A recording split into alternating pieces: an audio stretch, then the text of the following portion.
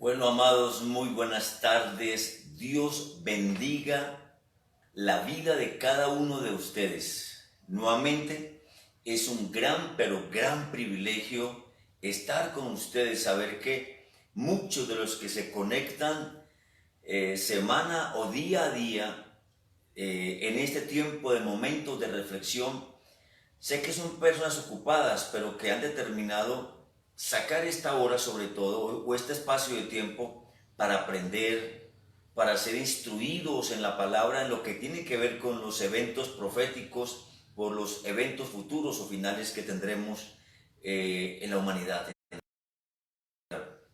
Y por eso los felicito. Así que bienvenidos, bienvenidos. Si usted se acuerda de algún hermano, algún amigo, algún familiar que quisiera que aprendiera un poco más junto con nosotros acerca de estos maravillosos temas, nada, le invito a que por un momentico saque el espacio y envíe el link de la iglesia a Facebook y UMEC Sevilla. Bueno, oramos a nuestro Padre. Temprano estuve orando y sentí gente cargada. Ahora estaba en mi cuarto un tiempito leyendo y orando y sentí gente cargada. Quiero que leamos, antes de empezar a estudiar, una porción en el Evangelio según San Mateo, porque hacia allá voy a dirigir el tiempo de oración, estos minutos que siempre lo hago antes de comenzar la enseñanza. Dice San Mateo capítulo 11,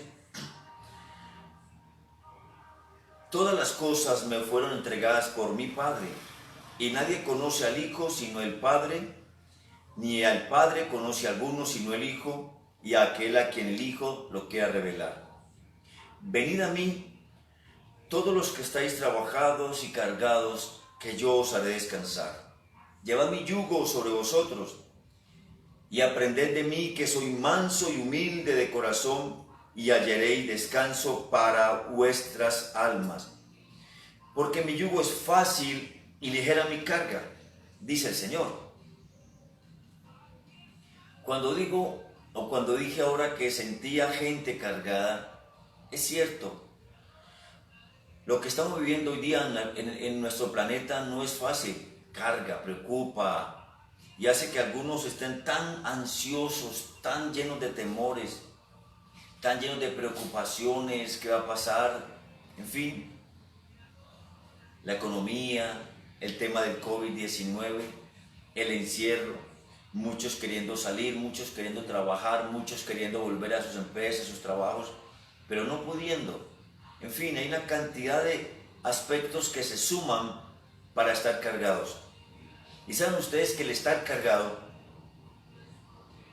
es lo que más produce que la enfermedad del siglo llamado estrés y depresión afecte su sistema inmunológico, haciendo que todas las defensas que tenemos, todo el grupo o panel de defensas que Dios ha puesto en el ser humano, se vengan al piso. Esa ansiedad, ese temor, esa depresión provoca que nuestro organismo no reaccione, no responda igual frente a virus o pandemias como la que estamos viviendo, o cualquier otro tipo de... Así que si aceptamos la invitación del Señor de venir a Él, si estamos hoy trabajados y cargados, les aseguro que habrá paz, habrá libertad y sanidad, porque algunos, queriendo librarse de la culpa por los pecados que cometen, o las cargas o la vergüenza que tienen por el daño que le han causado, quieren maquillar ese dolor o esa culpa haciendo otras cosas, viviendo vidas prestadas, tratando de, como decimos en el tema de las finanzas, abrir un gran hoyo para con eso cubrir otro.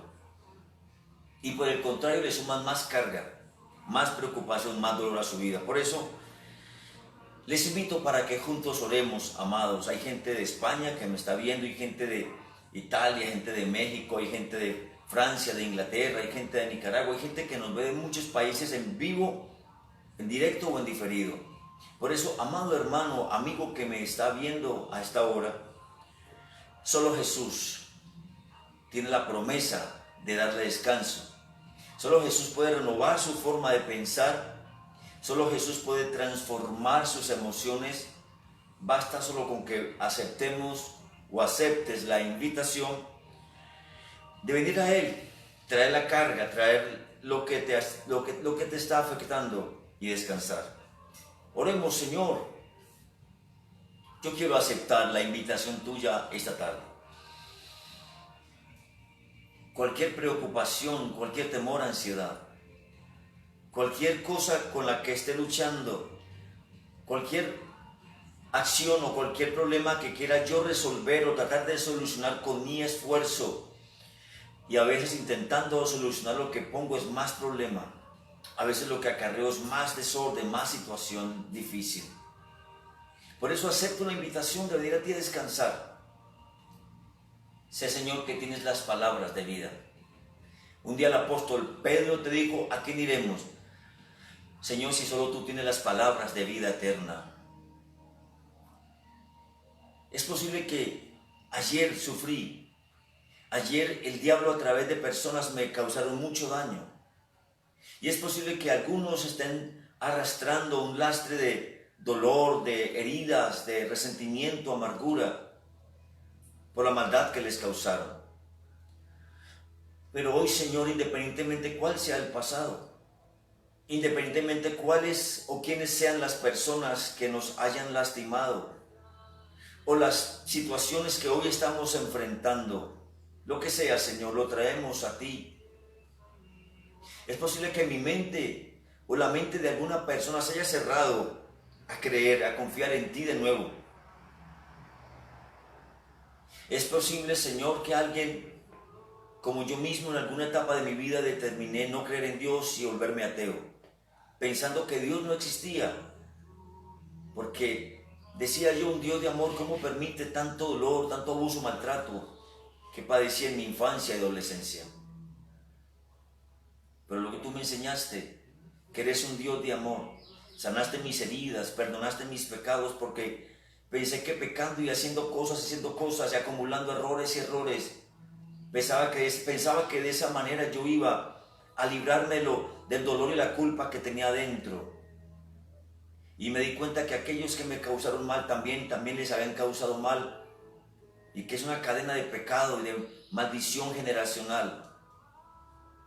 Pero que tú solamente, Señor, estás listo a darnos tus brazos, a darnos tu amor, a sanarnos, a limpiar nuestras heridas, a curarlas con aceite, a llenarnos de esperanza y a decirnos que a pesar de todo el fracaso y a pesar de todos los errores y a pesar de un pasado borrascoso, nos sigues amando y nos quieres bendecir, nos quieres perdonar. Y quieres perdonar a aquellos que tal vez en el pasado nos causaron dolor. Pero también, Señor, quieres tomar el gobierno de todo aquello lo que hoy nos preocupa, sea la economía, sea la salud, sea la familia, sea lo que sea, Señor, que nos produce carga. Hoy venimos a ti, Señor, a descansar. Y por eso, Señor, coloco en tus manos a mis amados hermanos, amigos, en diferentes naciones de la tierra, diferentes puntos de aquí del lugar donde estamos, en Sevilla y Colombia, en cada país.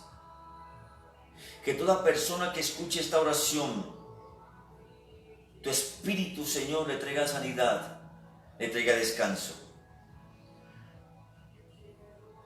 Basta solamente arrepentirnos, basta solamente humillarnos ante ti y decirte: Señor, de oídas te había oído, pero ahora mis ojos te ven. Basta reconocer que soy pecador y que el pecado es lo que me aleja de ti y me lleva a emitir juicios con respecto a ti, Señor. Basta solamente confesarlos y entregar mi corazón al Señor. Es la paz que viene de una manera maravillosa y sobrenatural. ¿Cómo? No lo sé, pero allí viene cuando nuestras vidas se las entregamos a Él.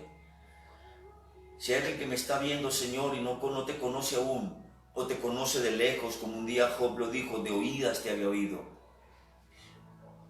y tal vez su vida ha sido muy lastimada, y por eso le cuesta confiar en ti, pido que esta tarde tú lo bendigas, sea hombre o mujer, sea joven, sea adulto, sea niño, sea sea adulto mayor. Y que esa persona que nos está viendo, Señor, pueda disfrutar del amor de Dios, el amor del Padre. Cuánto amor nos ha dado el Padre al hacernos hijos de Dios. Tú dices en tu palabra, Señor, que el perfecto amor echa fuera el temor. Y tanto vacío, Señor, tantos temores, por causa, Señor, seguramente de una niñez traumática, de los sufrimientos, de los errores, de los pecados.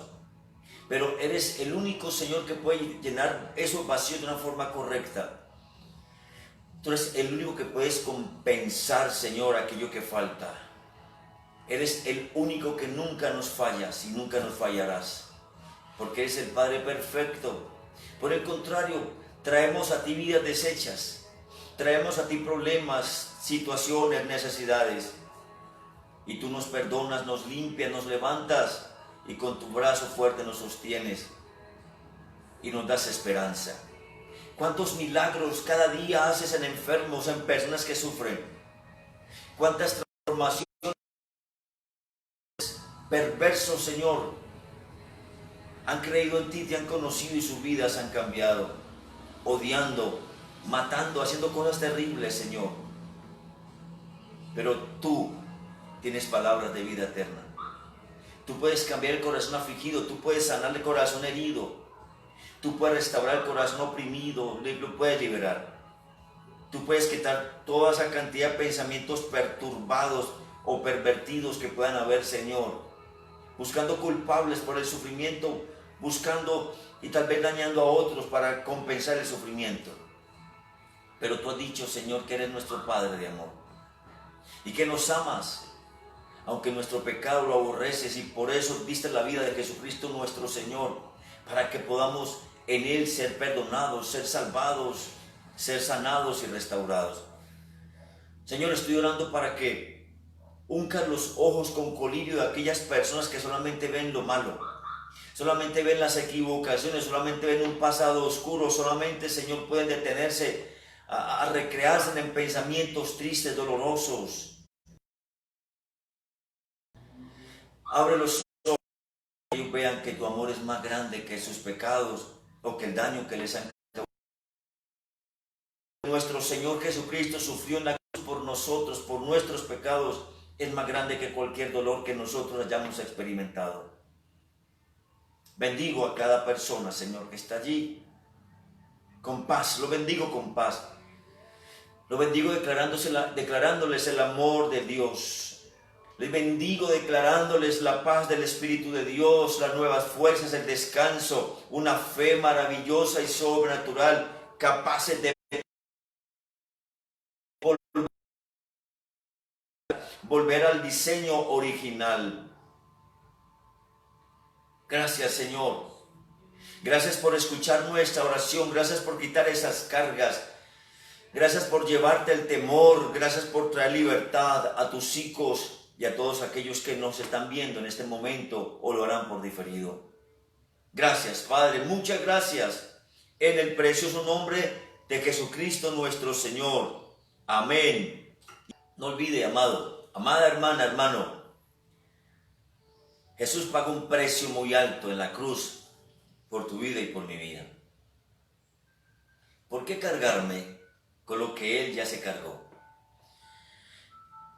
¿Por qué sufrir lo que Él ya sufrió? Basta entregárselo a Él, venir a Él y Él nos hará descansar. Créalo, cualquier cosa que estés cargando, Él te hará descansar. Espero que usted esté disfrutando tanto como yo. Y no olviden que me enamora aquellos que toman su Biblia, su cuaderno y su lapicero para escribir aquellas cosas que vamos enseñando y compartiendo con ustedes. Ayer quedamos con la pregunta, hoy concluyo con el tema de las 70 semanas y damos inicio a un tema que llama la Gran Tribulación. Es un tema bastante apasionante, desafiante. Entonces permítanme la mitad del tiempo compartir lo que resta de lo que hemos hablado con respecto a las 70 semanas. Y quedamos en la pregunta, ¿cuándo comienzan las 70 semanas? Hoy en Daniel capítulo 9, verso 25, le dice el arcángel Gabriel a Daniel, el profeta, Sabe pues y entiende que desde la salida de la orden para restaurar y edificar a Jerusalén hasta el Mesías príncipe habrán 7 semanas y 62 semanas, suma 69 semanas. Por lo tanto, esas 70 semanas debemos contarlas a partir, como dice el arcángel Gabriel diciéndole al profeta en el sueño, en la visión que tuvo, a partir de la orden de reconstruir a Jerusalén en tiempos angustiosos. Pues bien, en Nehemías capítulo 2, verso 1 al 8, encontramos que esa orden del cual habla el arcángel Gabriel al profeta Daniel salió en los tiempos de Nehemías. Hablamos hace algunas semanas el tema reconstructor de muros, cuando el rey Atarjerjes escribe un decreto donde se le permite a Nehemías ir a Jerusalén a reedificar el muro junto con sus puertas. Y cuando dice el arcángel Gabriel al profeta Daniel en tiempos de gran angustia, es porque así estaba viviendo el pueblo de Dios, gran angustia, persecución, sufrimiento. No olviden que la mayoría habían ido cautivos más de 87 años, casi 90 años atrás, y habían regresado por grupos y están en las partes, el tiempo de regresar todos en general. Entonces, en ese momento se da el hecho de el orden, la salida para restaurar ese muro. Y dice el texto en Nehemías 2, 1 al 8, sucedió en el mes de Nisan, en el año 20. O sea, históricamente tenemos información muy concreta para saber cuándo comenzó el periodo de las 70 semanas. Por lo tanto, no es difícil para los historiadores entender este proceso. El rey Atarjerjes dice que cuando él inició su reinado lo hizo en el año 465 a.C. Por lo tanto, si 20 años después ya tenía 20 años fungiendo como rey ahí en el imperio medo-persa, más o menos en el año 445 a.C., y como fue en el mes de Nisan, en el calendario hebreo para nosotros ya aproximadamente en el mes de marzo. O sea que a partir del año 445 se deben comenzar a contar las 70 semanas que el arcángel Gabriel le dice al profeta Daniel. Por eso, en ese primer periodo de 69 semanas, esto equivaldría a 483 años. Pero es que la profecía dice 70 semanas. Para los hebreos ya explicamos el día de ayer, o creo que la semana pasada, lo que consiste 70 semanas es para ellos 70 semanas de años. Dice que al final de esos 483 años, de las 69 semanas, dice que ese periodo duraría hasta que el Mesías príncipe se le quite la vida, mas no por sí. Pues bien, hay otros datos históricos para entender. Desde el momento en que salió la orden para reconstruir a Jerusalén, los muros, y cuándo fue que Jesús murió. En Lucas capítulo 3, verso 1 al 2, Lucas 3, 1 al 2 dice: en el año 15 del imperio de Tiberio César, siendo gobernador de Judea Poncio Pilato, y Herodes tetrarca de Galilea, y su hermano Felipe tetrarca de Iturea, y de la provincia de Traconite, y Lisanías tetrarca de Abilinia, y siendo Anás y Caifás. Lucas 3, 1 al 2. Con esos datos que nos acaban de hablar allí el escritor Lucas, el médico Lucas, en el Evangelio, se define que la fecha cuando el Señor Jesucristo inició su ministerio público fue en el año 29 DC, o sea, después de Cristo.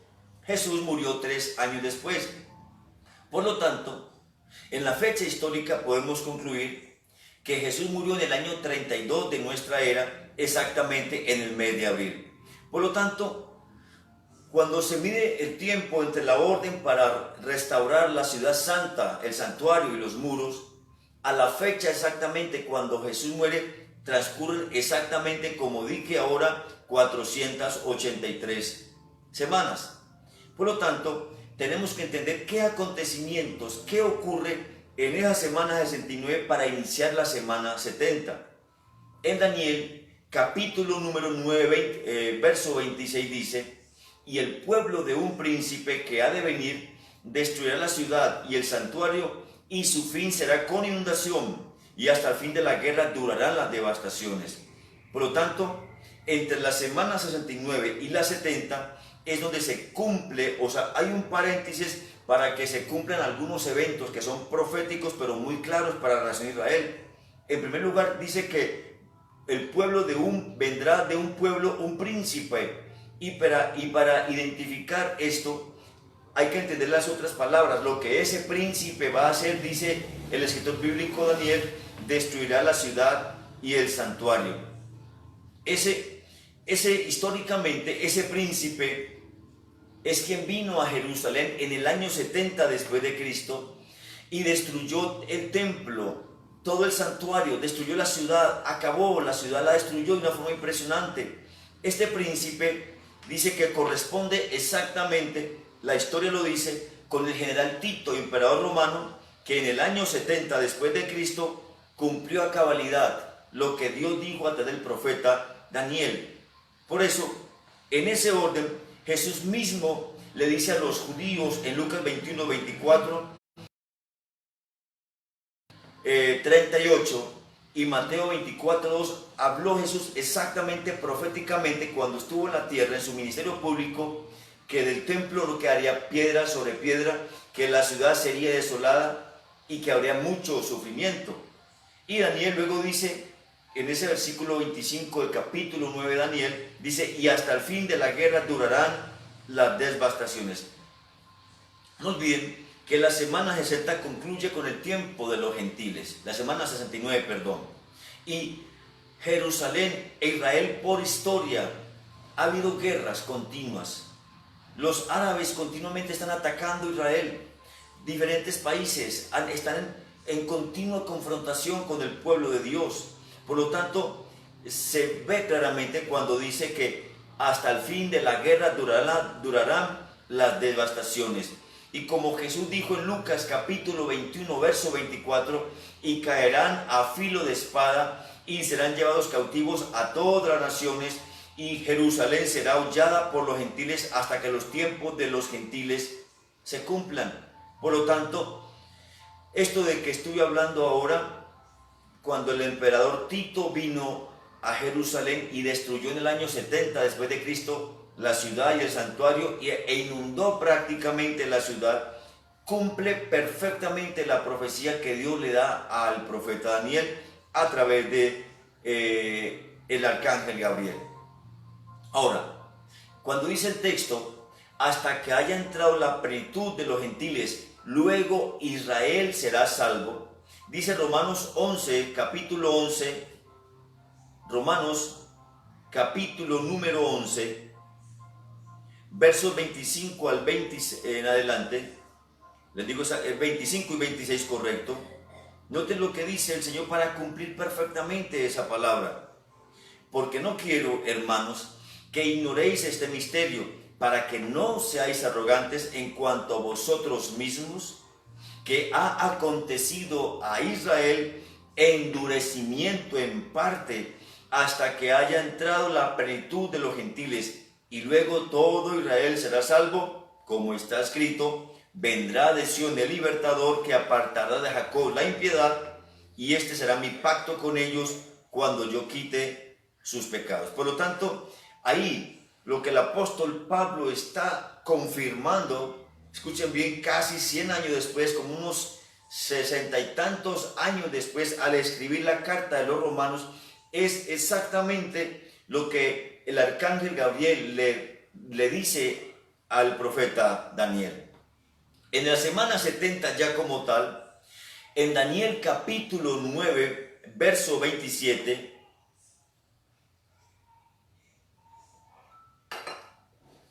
dice, y por otra semana confirmará el pacto con muchos. A la mitad de la semana hará cesar el sacrificio y la ofrenda.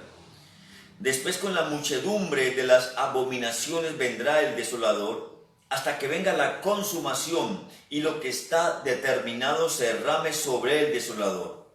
Por lo tanto, cuando se cumpla el tiempo de los gentiles, como dice el arcángel Gabriel a Daniel, es cuando se cumplirá la última semana, o sea, la semana 70. Ahora bien, esta semana 70, según Apocalipsis y según Daniel, se va a dividir en dos partes.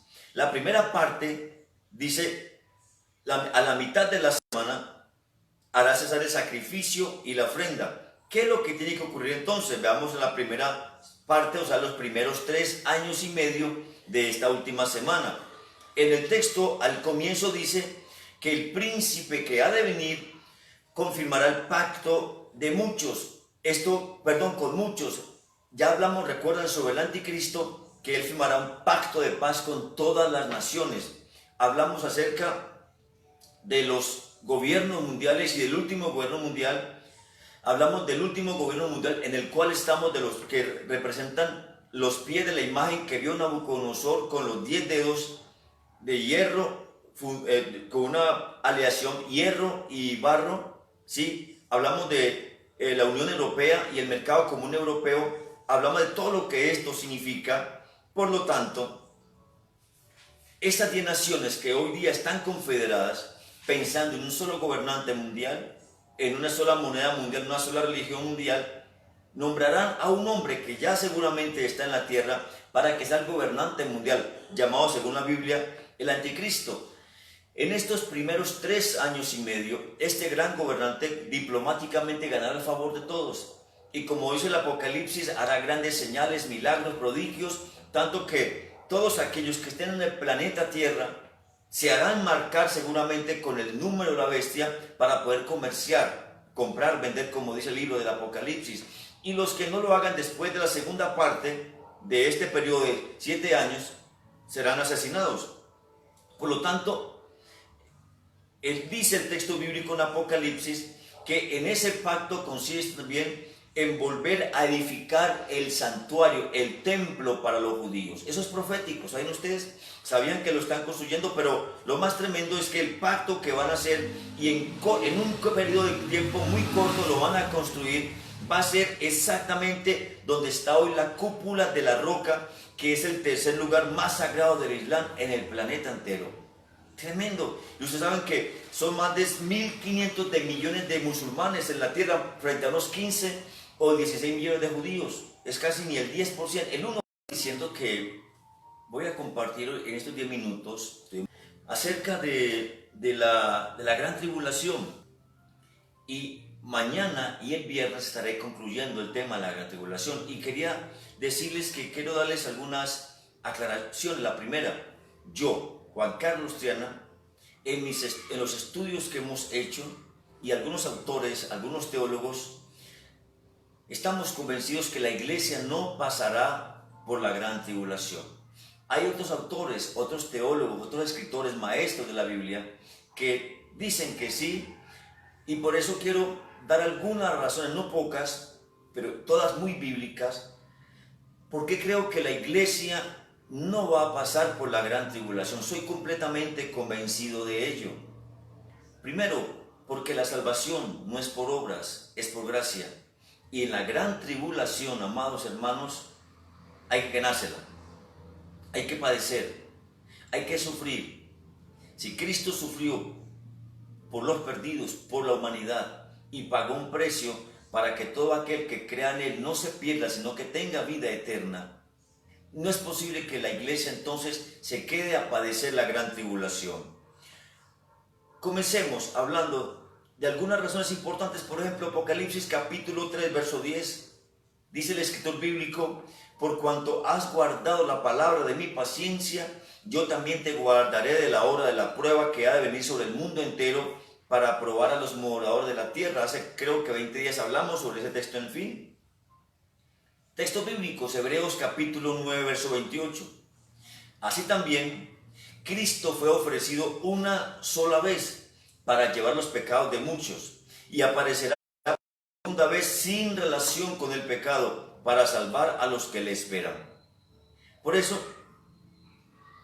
amados hermanos, es muy claro cuando el Señor Jesucristo nos habla acerca de los eventos, de la situación, todo lo que pasa entre Apocalipsis capítulo 6 o 13 y capítulo 19, con respecto a los sellos, con respecto a las copas, con respecto a las trompetas. Son eventos que van a pasar durante el periodo de la tribulación. Y por eso quiero que veamos algunas razones muy importantes porque la iglesia no entrará en este periodo. Primera razón, ni el Antiguo Testamento ni Nuevo Testamento nos habla de que la iglesia va a pasar por la gran tribulación. ¿Qué es, en otras palabras, qué significa la expresión gran tribulación? Dice Jeremías 37 que es el tiempo de angustia de Jacob, el tiempo de angustia del Israel incrédulo, pero nunca es llamado el tiempo de angustia para la iglesia del Señor. No olviden, Juan 1:11 dice, a los suyos vino, pero los suyos no lo recibieron. Por eso el juicio principal del Señor y por lo cual Israel pasará por la gran tribulación es porque a su pueblo vino, pero su pueblo no lo recibió. En tercer lugar, Gabriel dijo a Daniel, 70 semanas están determinadas sobre tu pueblo. El pueblo de Daniel es el pueblo de Israel, el pueblo judío. Además dice, y sobre tu santa ciudad. Eso está en Daniel 9:24. Por lo tanto, en ese texto no aparece la iglesia del Señor, pero también la iglesia no tuvo parte en las primeras 69 semanas y no tendrá parte en las 70 semanas, como dice Daniel capítulo 9, verso 24. En el libro de Apocalipsis, una razón más, el rapto ocurre cuando, permítanme, leemos Apocalipsis capítulo 4, verso 1. Apocalipsis capítulo 4, verso 1 dice, después de esto miré, y aquí una puerta abierta en el cielo, y la primera voz que oí, como de trompeta, hablando conmigo, dijo, sube acá, y te mostraré las cosas que han de ocurrir, que sucederán después de estas. No olviden que está hablando el apóstol Daniel en la revelación que Dios le da al apóstol para que escriba el libro de Apocalipsis, cuando Dios lleva a Daniel al tercer cielo y lo hace antes del periodo de la gran tribulación que se da a partir de Apocalipsis capítulo 6 en adelante. Y todos estos eventos que se dan, como mencioné ahora, lo que fueron los sellos, lo que fueron las copas de ira, en fin, estas cosas de que hablamos ahora suceden después de que Dios le muestra a Daniel. Y todo lo que usted va a ver y le mostraré enseguida por la palabra de Dios con respecto a los miles de millones que hay en el cielo con el Señor de toda lengua, tribu, pueblo y nación, fueron antes de la gran tribulación, y con eso certifica entonces que la iglesia ha sido levantada antes de la gran tribulación. La iglesia es mencionada, otra razón más de 20 veces en los 3 primeros capítulos de Apocalipsis, pero la palabra iglesia o la iglesia nunca es mencionada en lo que se escribe entre Apocalipsis 6 y Apocalipsis 19 con respecto a la gran tribulación. Aparte de eso, otro aspecto más, cuando la Biblia denomina a ese periodo de la gran tribulación un día de ira, Sofonías 1:15. Pero la Biblia dice que Dios no nos ha puesto para la ira, según primero de Tesalonicenses capítulo 5 verso 9. ¿Y a quién le está hablando el apóstol Pablo? Le está hablando a la iglesia. Y cuando dice Sofonías 1:15, el día de la ira de Dios, está hablando exactamente de la ira venidera, de la gran tribulación. Por lo tanto, la iglesia no va a pasar esa gran tribulación. Por lo tanto, Dios nos ha prometido en su palabra que como iglesia seremos librados de esa prueba que viene para el mundo entero. Hay una razón más. El periodo de gran tribulación también es llamado el día del Señor. El día del Señor, que es el periodo de la tribulación, que también dice Jesús que vendrá así como ladrón la noche. Por eso cuando digan a quienes, a los incrédulos, paz y seguridad, vendrá sobre ellos. ¿Sobre quién? Sobre los incrédulos. Dice Jesús, destrucción repentina, como los dolores a la mujer encinta, y no escaparán. ¿Quiénes? Los incrédulos. ¿Por qué razón? Porque la iglesia del Señor ya ha salido de la tierra. Estaremos con Él para siempre. Pero otra razón es con respecto al rapto. Dice la Biblia en Primera de Tesalonicenses capítulo 4 verso 18. Primera de Tesalonicenses capítulo 4 verso 18 dice: consolaos unos a otros con estas palabras. Y quiero que vayamos porque hay una expresión que me parece interesante en esta parte donde el apóstol Pablo le dice a los hermanos de Tesalónica. Miremos el versículo 13 en adelante. Dice la palabra del Señor: tampoco queremos, hermanos, que ignoréis acerca de los que duermen, para que no os entristezcáis como los otros que no tienen esperanza. Porque si creemos que Jesús murió y resucitó, así también traerá Dios con Jesús a los que durmieron en él. Por lo cual os decimos esto en palabra del Señor, que nosotros que vivimos, que habremos quedado hasta la venida del Señor, no precederemos a los que durmieron. Porque el Señor mismo, con voz de mando, con voz de arcángel y con trompeta de Dios, descenderá del cielo, y los muertos en Cristo resucitarán primero. Luego nosotros, los que vivimos, los que hayamos quedado, seremos arrebatados juntamente con ellos en las nubes para recibir al Señor en el aire, y así estaremos siempre con el Señor. Ok, hasta aquí tenemos solamente 8 o 9 razones para mostrarles por qué la iglesia no pasará la gran tribulación. En estos días que estamos hablando de eventos finales, hay personas que me han escrito o con los que he hablado por teléfono y un poquito preocupados, asustados. Y estos días le decía a una hermana que iba a empezar a hablar de la gran tribulación. Ay, no, pastor, por favor, no hable de eso, que eso se me produce, me da mucho miedo.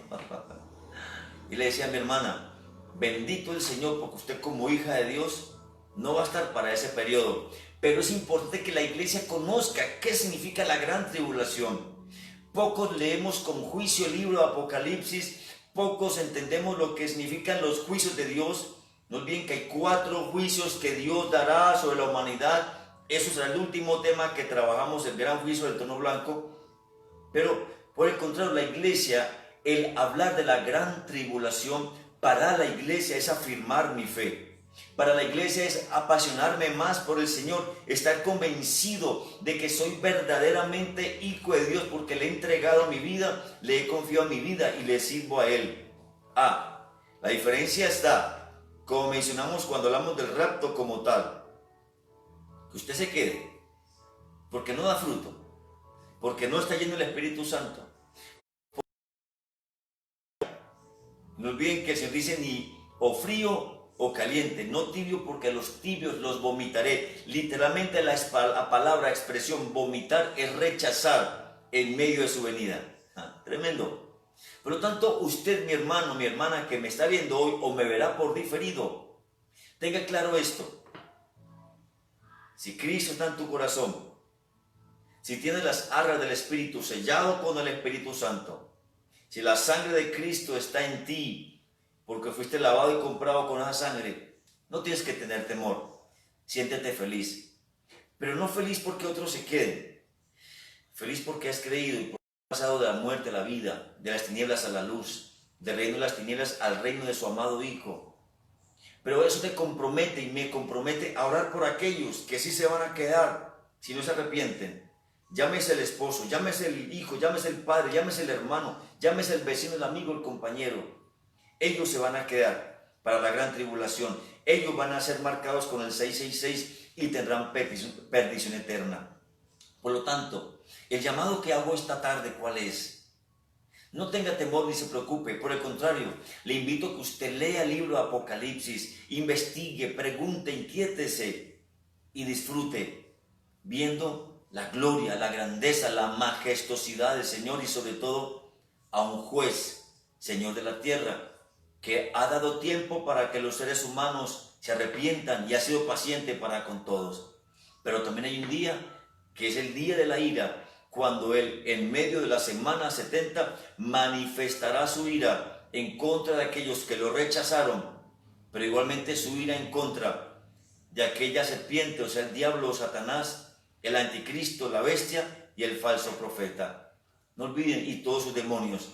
Nosotros como hijos de Dios estamos guardados por Él y tenemos la seguridad de que nos vamos con Él.